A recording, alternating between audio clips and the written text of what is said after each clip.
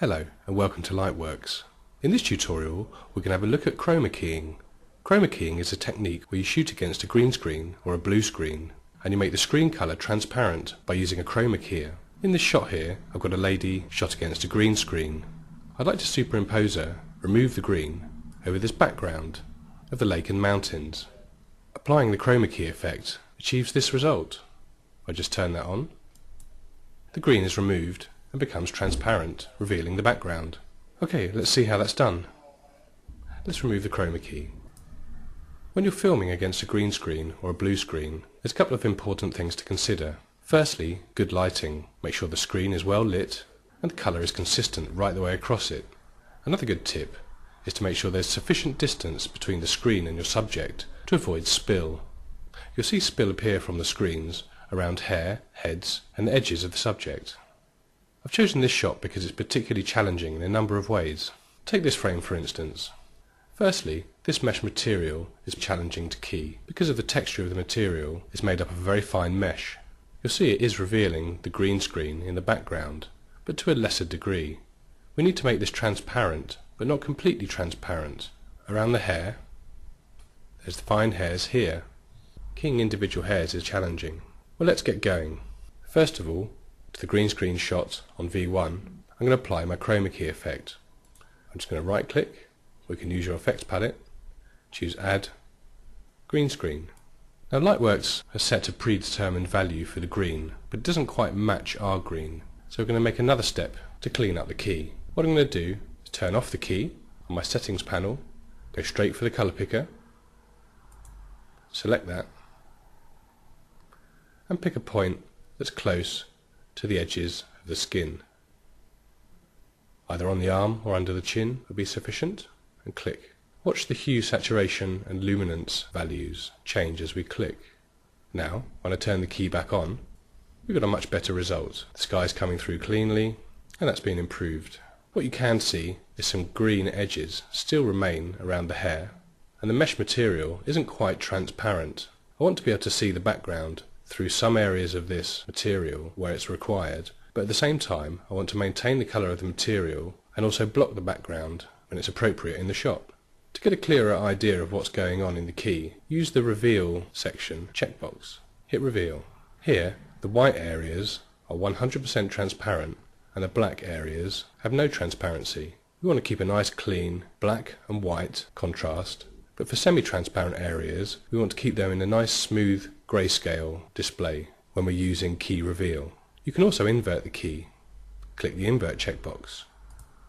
In this way, the black is transparent and the white has zero transparency. I'm just going to go back to the first reveal mode. When we're working adjusting the green screen, it's a balancing act of the best results from these three parameters: the hue, the saturation and the luminance. The first thing you'll notice is that there's this area here in the picture which is not transparent and pure white. I'm going to fix that up now. I'm going to leave the hue alone for the moment because of the work we've already done with the colour picker. Let's work on the saturation value for the key colour. Clicking in the middle on the left hand of this ramp, as I push that, you'll notice some changes start happening in the picture. I'm going to move down to the luminance on the left hand ramp as well. Click in the middle and drag to the left. As I do so, look at the right hand corner. I'm going to drag to the left and slowly push out those black pixels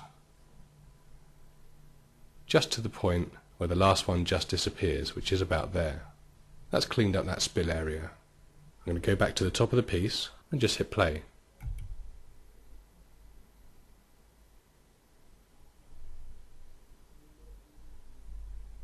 Now you'll notice the material has no transparency.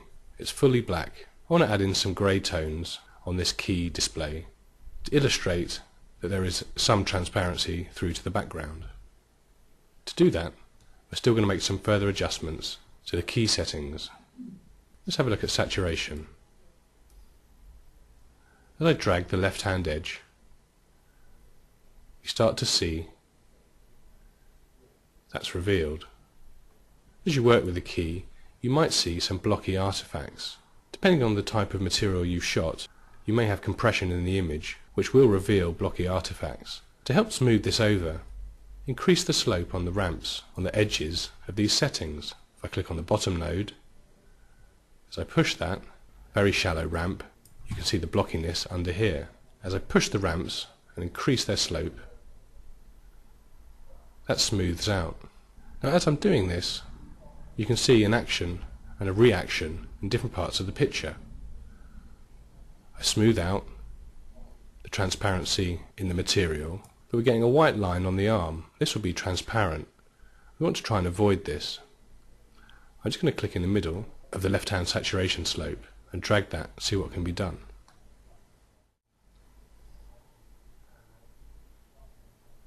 That's eliminated. Let's check the luminance slope.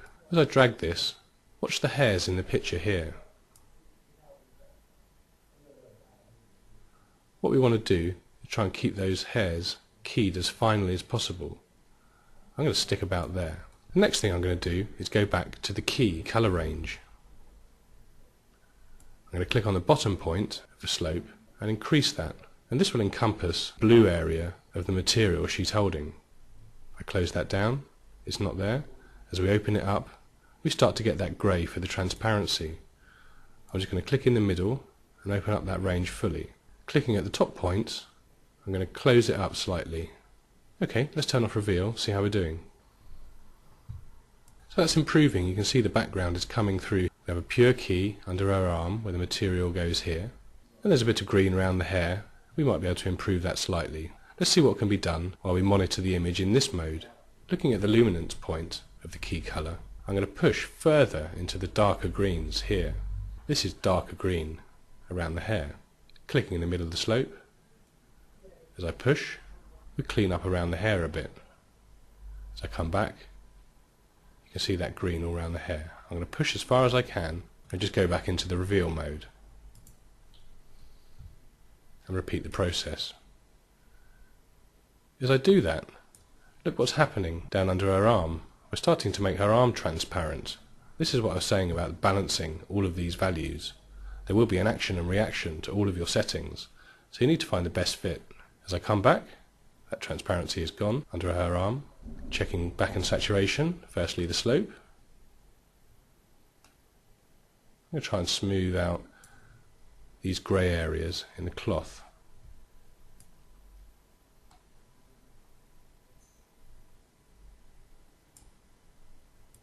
What I'm doing now is cleaning up just this little white patch that's appearing across the arm. I'm going to move the slope to the right and just eliminate that as best as I can. Turn reveal off again. So we've achieved transparency through the mesh. Pushed in to keep the hairs keyed. Got some fine hairs coming out here and here. Just turning off the key for the moment. This part here is quite challenging. You see we've got the mesh that's see-through here. In this area here, we're just showing it's blue and it's not see-through at all. Looking at our key, this is what's happening. Slightly transparent, not see-through here in that blue area. Now with some more fine-tuning, we could probably improve that a bit more. So for the final stage, what I want to do is try and clean up this green spill we've got around the hair. And there's a touch around the arms as well. There's also a tint of the green screen on the mesh. Again, that's quite challenging to deal with. To do that, go to the Remove Spill slider and push the value up. This will inject purple against the green into the picture. You might need to go all the way up on that value. So if we have a look at that, no spill suppression, push that up, inject the purple, that'll pull out that spill. One more thing you might consider to add to your background is a blur, to add some depth of field to your composition. I'm just going to pop on a blur to V2, right click, add box blur, and that just knock back the background here, just defocus them slightly to give some depth to the image. The process for working with blue screen material is just the same. We hope that's helpful. Thanks for watching.